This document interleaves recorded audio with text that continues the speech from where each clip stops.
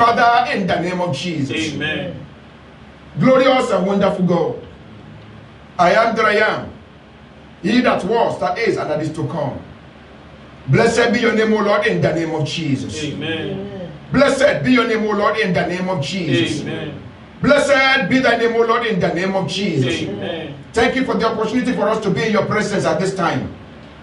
It is a high privilege, O God, that we do not take just for granted. Thank you, Lord God Almighty, that we are able to have access to your word, for us to listen at all time. Blessed be your name, Lord, in the name of Jesus. Amen. As we have gathered in your presence today, O Lord, Holy Spirit of God, speak to us in the name of Jesus. Amen. Speak to us in the name of Jesus. Amen. Let us hear from thee, O Lord, in the name of Jesus. Amen. The word, O God, that will turn our life around for you, O God, for good. That we shall be a vessel prepared unto your honor, O God. Lord, I pray, give us that word today in the name of Jesus. Amen. Watch us clean in the basin of your word in the name of Jesus. Amen. That will be spotless in the name of Jesus. Amen. Without wrinkle in the name of Jesus. Amen. In the middle of our storm, O God, let us be able to see you in the name of Jesus. Amen. In the middle of the storms of our lives, let us be able to see you, Lord, in the name of Jesus. Amen. That shall be to your glory. Amen. Thank you, Father. Thank you. Thank you, Son. Thank you. Thank you, Holy Spirit. Thank you, Jesus. Blessed be your name. Hallelujah. Daddy, I surrender myself unto thee.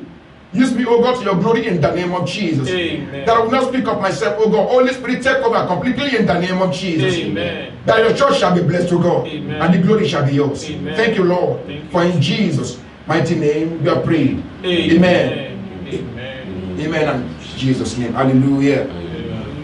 Hallelujah. Hallelujah. Hallelujah. Hallelujah. Amen. Amen. Amen. Amen. Amen. Amen.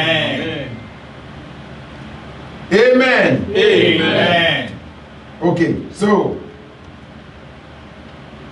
one more time I want to say glory be to the name of the Lord for the opportunity for us to be in his presence.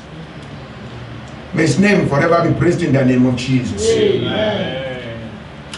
I want to also thank every one of us here in the presence of God, all of us online, all our members that are here, those that are not present.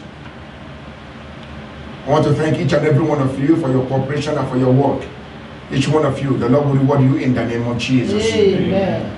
God does not forget our labor of love.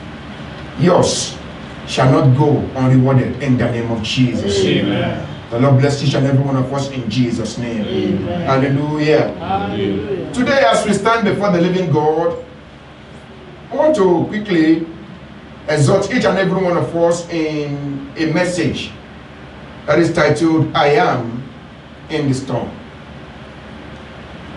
I am in the storm. In the storm. There are things that comes in our lives at times that looks like a challenge that we cannot overcome.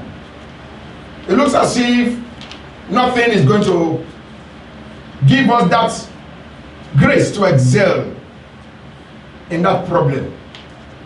In that challenge, we look so overwhelmed. We look as if everything is just done. Those are things that we refer to in the Christendom as storms of life. Of course, those of us that are in this part of the world, we are familiar with the word storm. It could be a winter storm. It could be a tornado. It could be even snow. It could be some very high level of wind that takes away your sight while driving. It could be as terrible as a flood as well. There are different types of storms.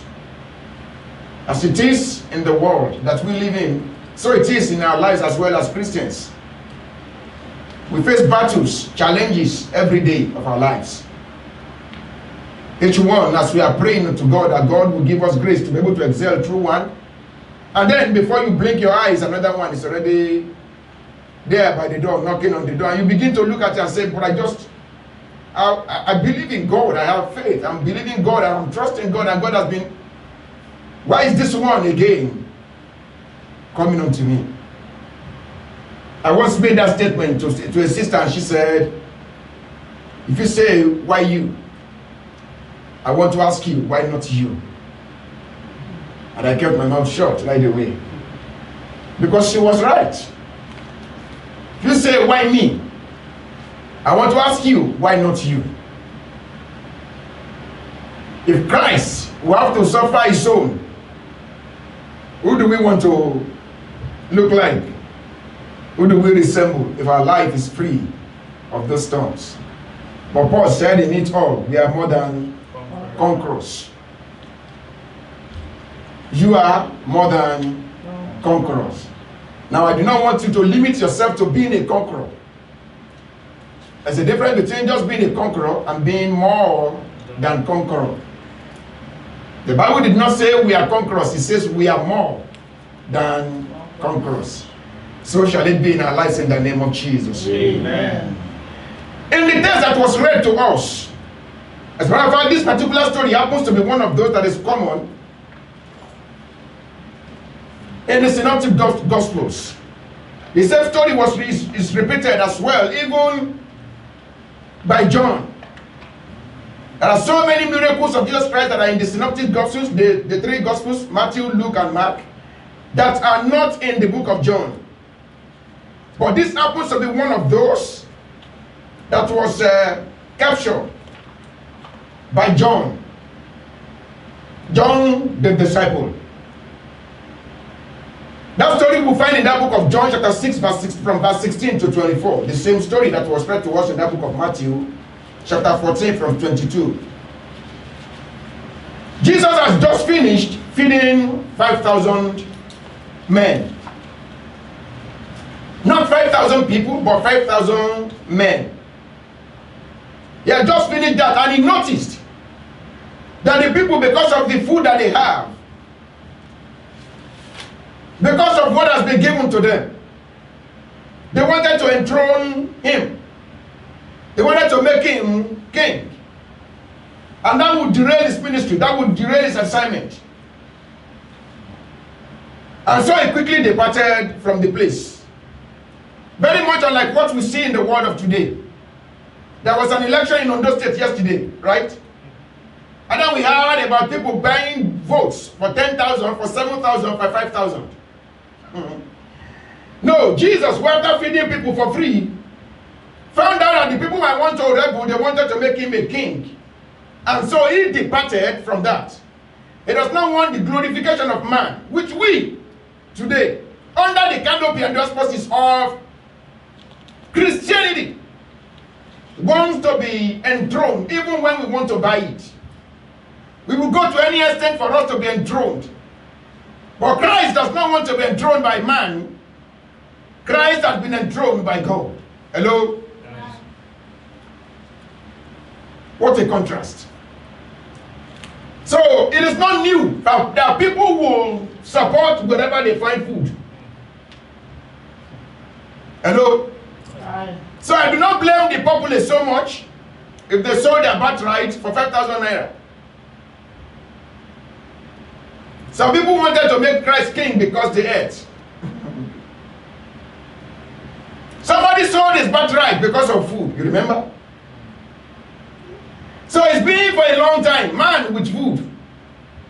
But Jesus said, man shall not live by bread alone. I pray the Lord will help us in the name of Jesus. Amen. Jesus had just finished feeding these people. And when he knew their intentions, he quickly departed from the place. And as he was departing, he sent his disciples. Now, I need you to pay attention very well to this. Let's go back to that book of Matthew, which we read, chapter 14, from verse 22. And straightway, Yes, sir. Jesus constrained his disciples Jesus constrained his disciples to get into a ship to get into a ship. and to go before him Uh-huh. unto the other side, Uh-huh. while he sent the multitudes away. Okay, God bless you, sir. So this is very important. It was Jesus that sent them on the mission. Hello?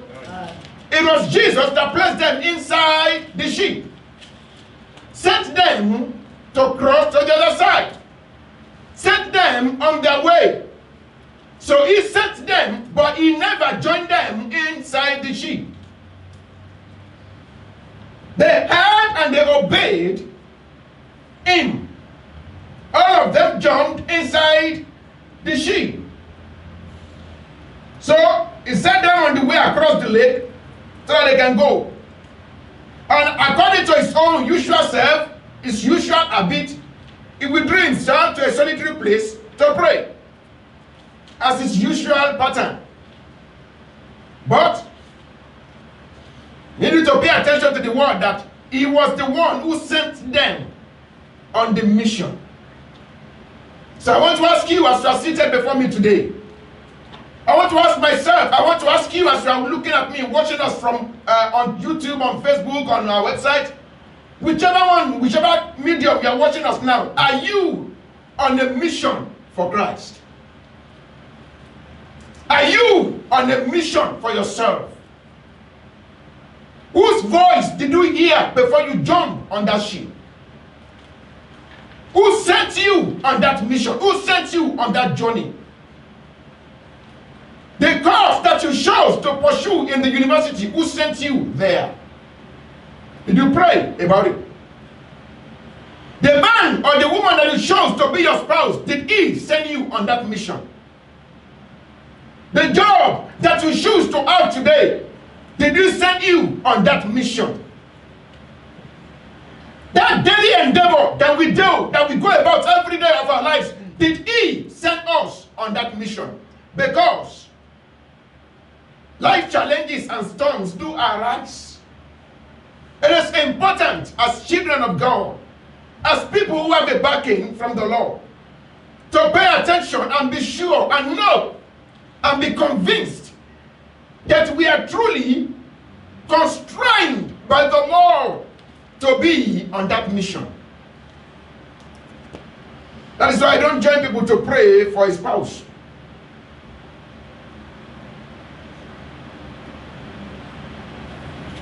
A sister sometimes ago was talking to me about her daughter and told me these are the names of the people that she's thinking about. Which one?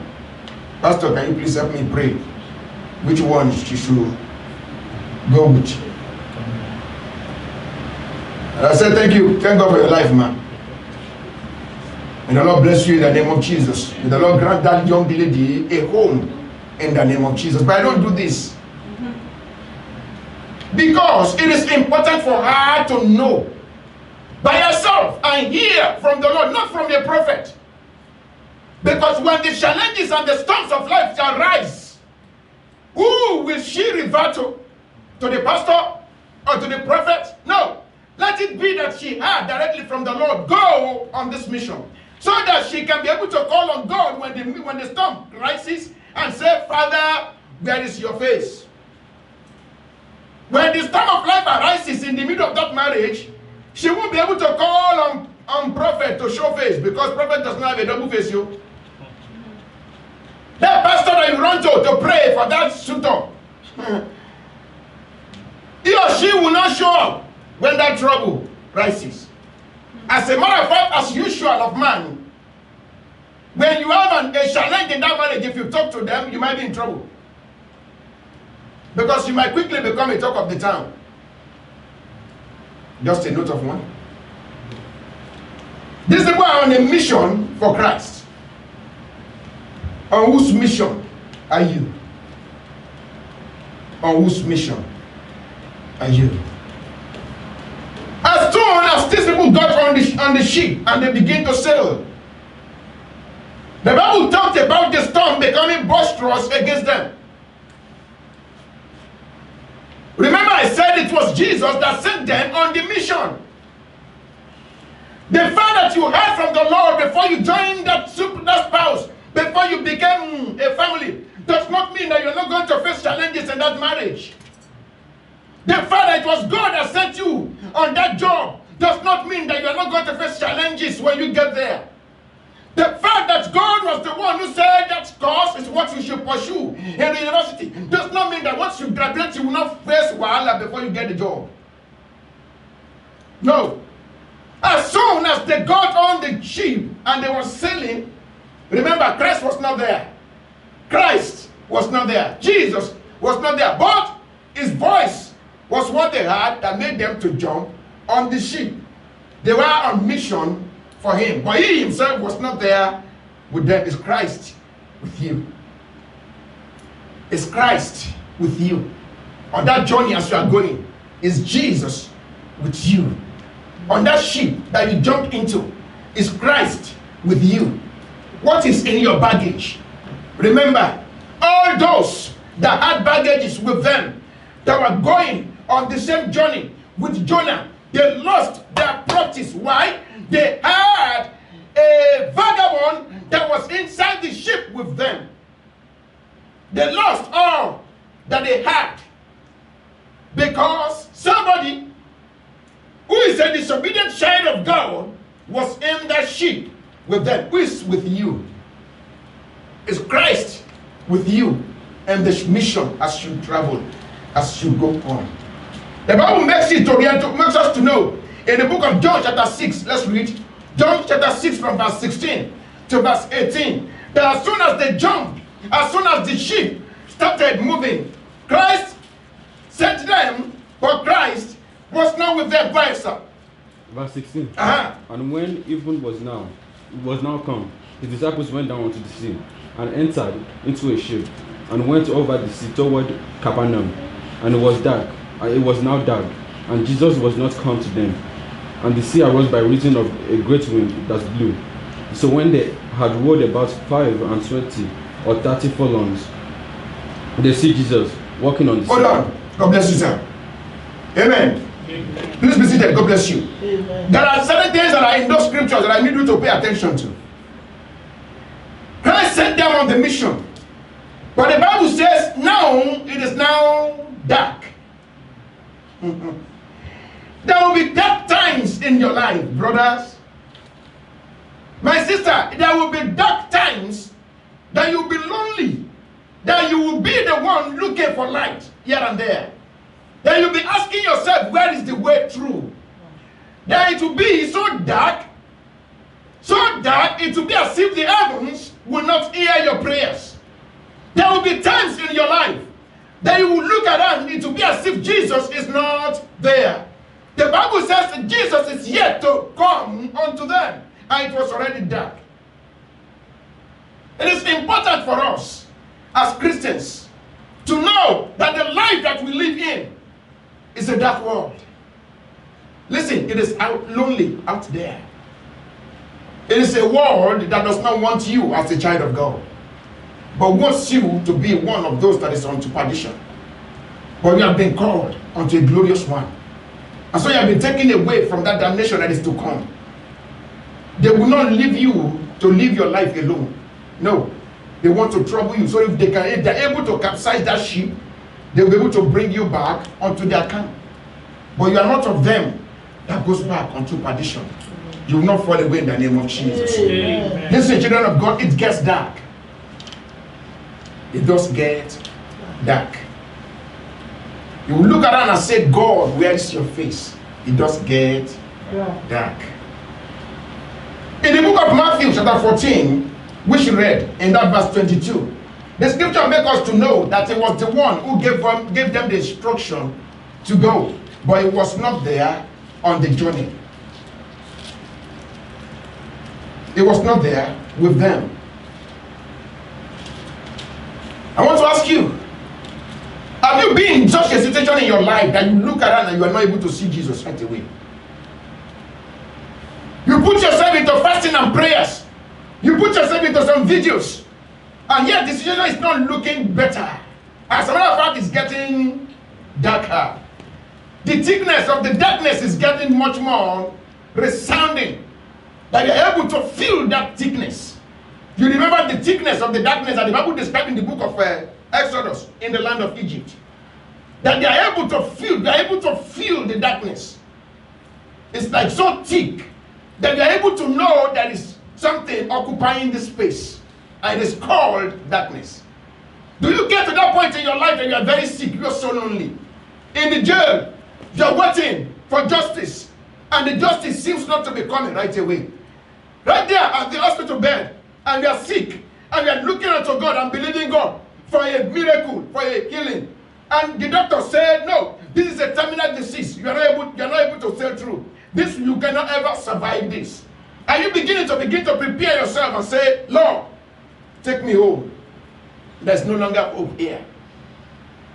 Are you believing God for a particular course in your studies, and you are believing God and saying, Lord, but I read, I studied, yet I'm not able to make a way through in all of this? Is that darkness so thick for you? Are you getting into that relationship, and the relationship seems so hard? Everything does not seem to work. Are you believing God for the fruit of the womb, and nothing seems to be coming? Even after being and waiting. You've gone to this doctor, to that doctor. They've done all of their tests and all of that. Nothing seems to be wrong, but you don't find the answers yet. It gets lonely. The storms of life seem so boisterous. Things does not seem to work at all. Prayers does not seem to be answered. Fasting seems like just water flowing. Nothing seems to be going your direction. I need to assure you, wait. Wait. Wait. At times, waiting could be very, very serious. Waiting could be very, very serious in business for anyone. Because every second, I don't know if you have been in the pain in pains overnight before. If you have been in pains overnight, or for us who came from the other part of the world, if you did not get to eat overnight, you are so hungry, you are so famished, sleep does not come. Every second matters in the hours of that night. Hello? Now, children are not able to answer because they didn't experience such. It is well. When the Bible talks about the 3rd hour, the 6th hour, the 9th hour, and the 12th hour of the night, there are 3, 6, okay, so for the night it will be 9, 12, 3, and then 6 a.m. Hello? By 6 a.m. in the morning, that is the 12th hour of the night, but the 0 hour of the day, because that's when the hour of the day starts clicking. So at the 4th watch, the Bible said that Christ went unto them. Look at the number of hours they have had to wait for the Lord to show up. Look at the number of hours they have had to wait. Jesus did not just show up right away. At times you pray and pray and pray. You still have to continue to pray even though Jesus has not appeared. Bible says, ask until your joy be full. You don't ask and just forget. No, continue to ask until the joy comes. Hello? That does not stop your faith. No. You continue to believe God and you continue to ask. You continue to ask. You continue to ask. And it shall be done unto you in the name of Jesus. Amen. Your faith will not fail you in Jesus' name. Amen. Let's quickly talk about these 4 things that I note here.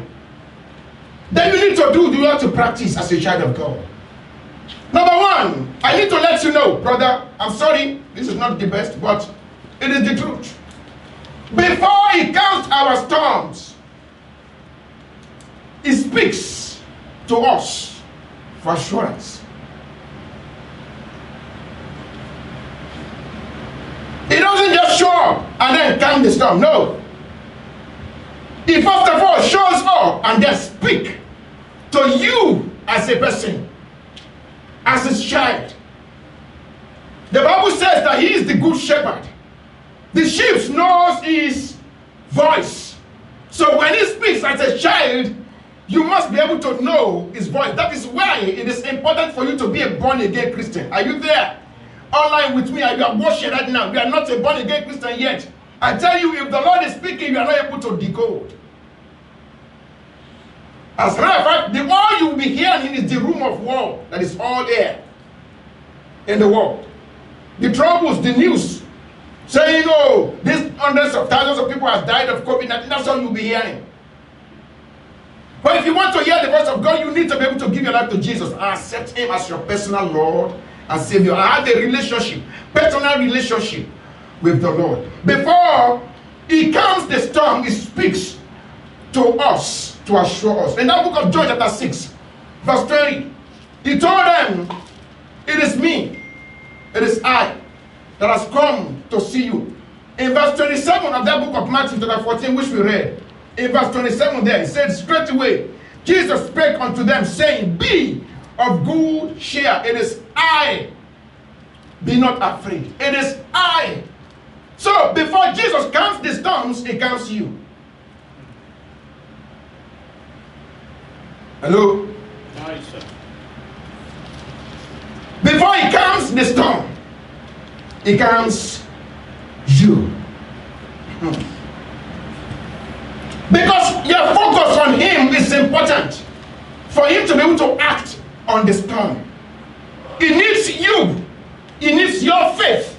He needs you to be able to be focused on Him. He needs every attention that He can get from you. He needs 100%, not 99.9, but 100% of your focus on Him for Him to speak to that storm. So He first of all speaks to you as a person. Become, it is I. Be of good cheer.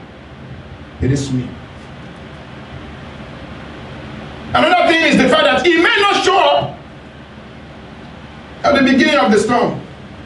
Of course, we read in this scripture that He waited until the night, until the 4th hour before He showed up.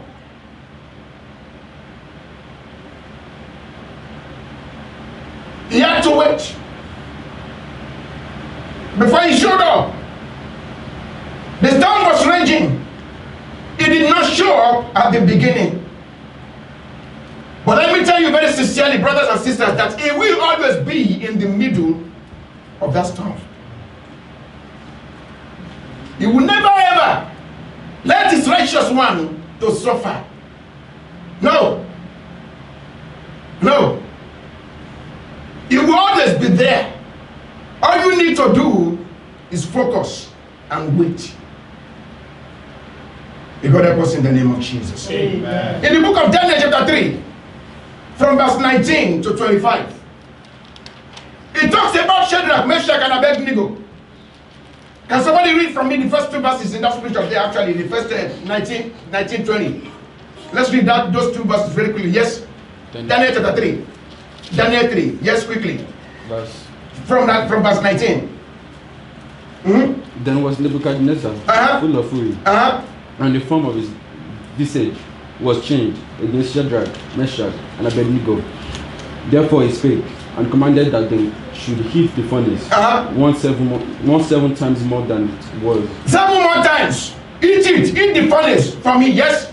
Wants to be heated. And he commanded the most mighty men that were in his army to burn Shadrach, Meshach, and Abednego, and to cast them into the burning fiery furnace. Yes. And then these men were bound in their coats, their hosen, their hats, and their other garments, and were cast into the midst of the burning fiery furnace. They were cast into the midst of the burning furnace that has been eaten 7 more times. Yes, what happened to those who threw them in? Yes. Therefore, because the king's commandment was urgent, and the furnace exceeding hot, and the furnace very hot, yes, the flame of the fire from that furnace, yes, slew those men that took up, killed those who threw them into that fire.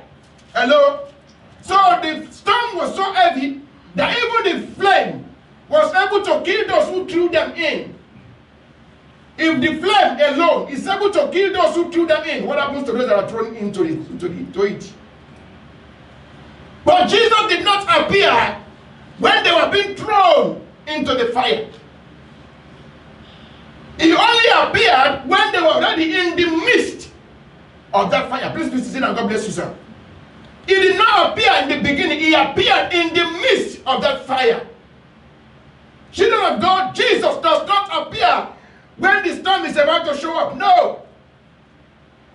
He may not appear when the storm is starting to brew. No. It's still wavering now. No. You already started praying. That's fine. Continue to stand upon him and wait on the Lord. Hey, it seems as if my life is going to be taken away. No. He preserves you. All that happened unto Job did not take his life. The storm continues to rage. The storm continues. It was in the middle of the lake of that fire that he appeared and showed up unto him. In chapter 6 of that same book of Daniel, we talked about the man Daniel himself. He was thrown into the lion's den. God did not save him by the mouth of that den. No. By the entrance. No. It was inside, by the side of the lion, that the Lord was standing to wait for him. When he was to be casted into that den, Jesus did not appear to them and tell them and say, no, that's my child. You can't throw him there. No. No. He was thrown into that place. It was there that the miracle was completed. Amen. Amen. What is that storm that you are facing? What is that issue that you are having to battle with? Probably you have not even gotten to the middle of it at all. That's why you have not seen Jesus at work.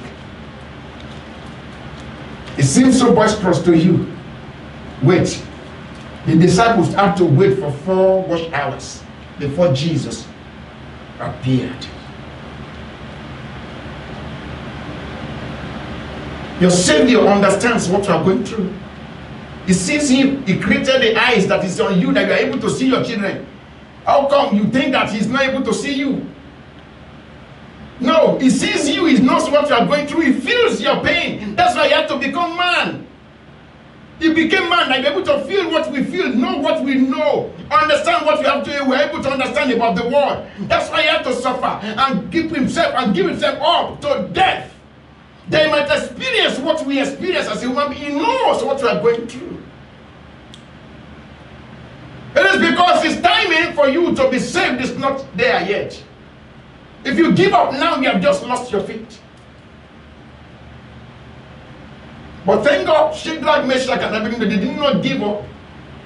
Daniel never said he recanted, I cannot pray to God anymore. Let's go to obey the decree of the king and not pray to God. No.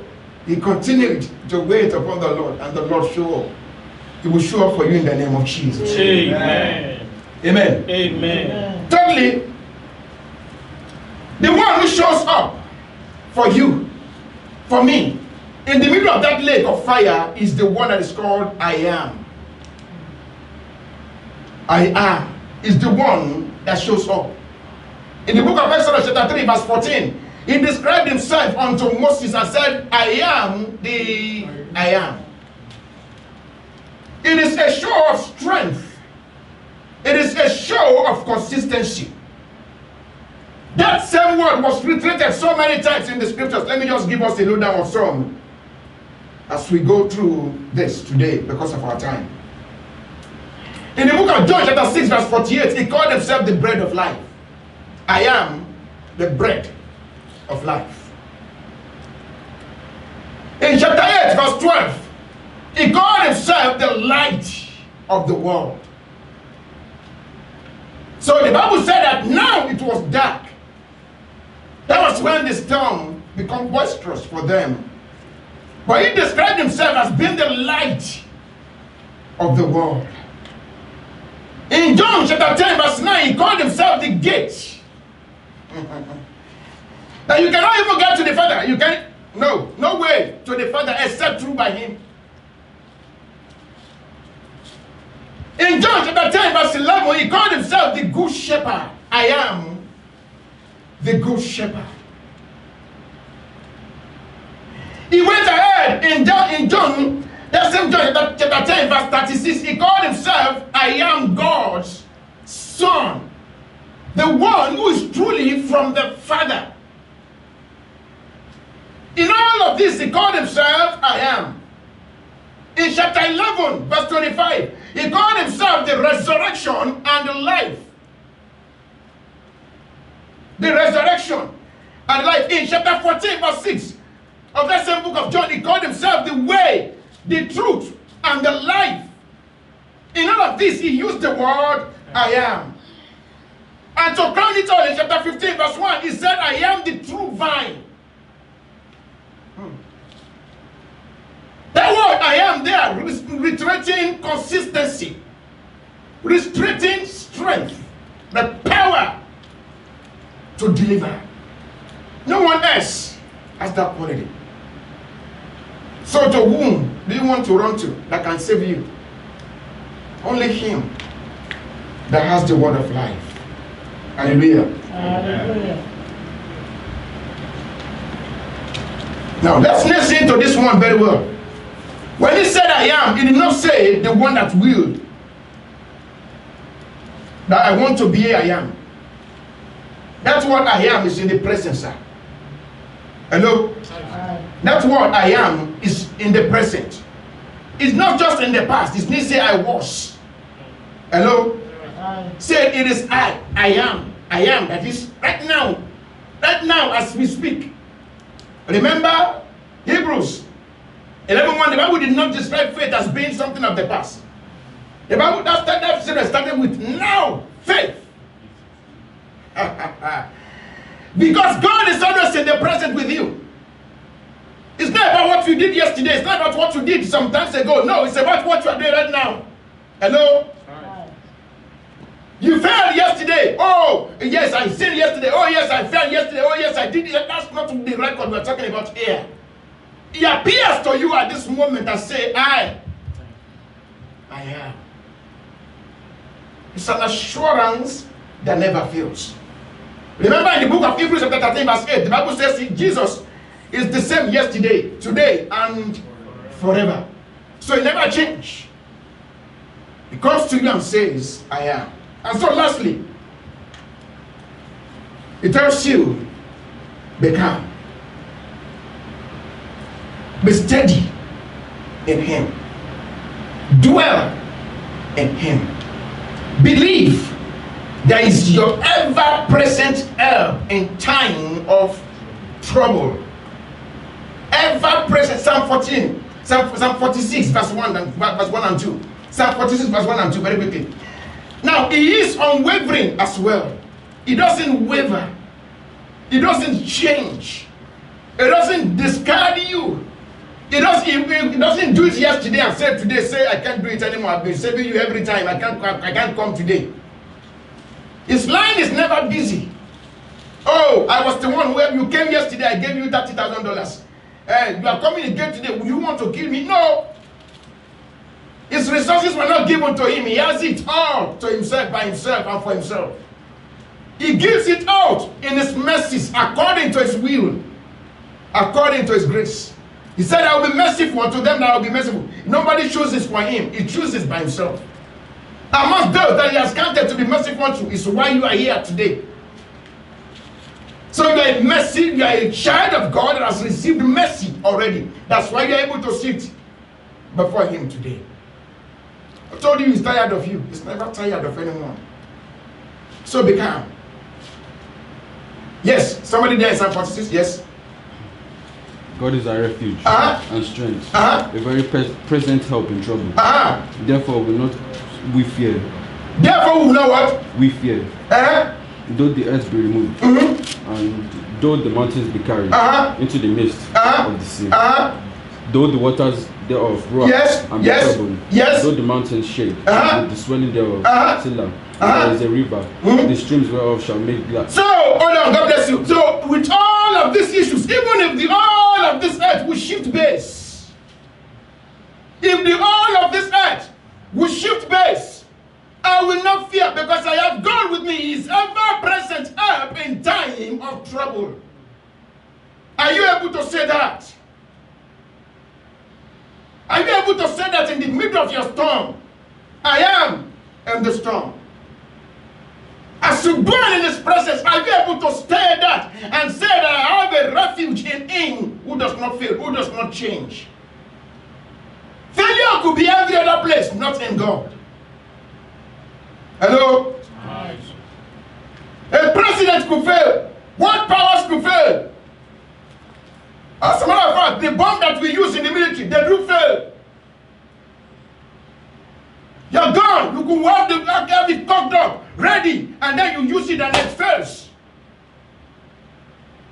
Everything, every other thing, the system of the world could fail. God never fails. I ask you again, brothers, you are watching me online today. My sister, do you have a relationship with Him as a person? Have you accepted Him as your personal Lord and Savior? If you did, I congratulate you. If you have not, surrender to Him today. Because Jesus alone is the only one that is the I am in the storm of life. Let's rise up on our feet to pray. Let's go before Him and say, Father, you are the only I am that has ever been known. You are the only I am that ever lives. Give me faith to stand in you, O God. To wait on you even when you are yet to show up. Even when the darkness is thick. Give me grace to stand, O God, in faith. And when you show up, oh God, Father, give me grace to be able to focus on you and be calm. Open your mouth and pray in the name of Jesus. Let's pray and talk to God in the mighty name of Jesus. Give me grace, oh God, to stand in you, oh God. That even when you are yet to show up, oh Lord, I will remain steady in you, oh God, consistent in faith. In the name of Jesus. Give me grace, oh God, that my life will be for you and about you in the name of Jesus. Give me grace to live my life, oh God, in total submission to your will and to your grace. In total submission to your will and to your grace. In the name of Jesus. Give me grace, oh God, to live my life for you. Give me grace to live my life for you. In the name of Jesus. Give me grace, oh God, to remain calm in the midst of a stormy life. In the middle of the challenges that I face, oh Lord. Father, give me grace to remain calm, oh God.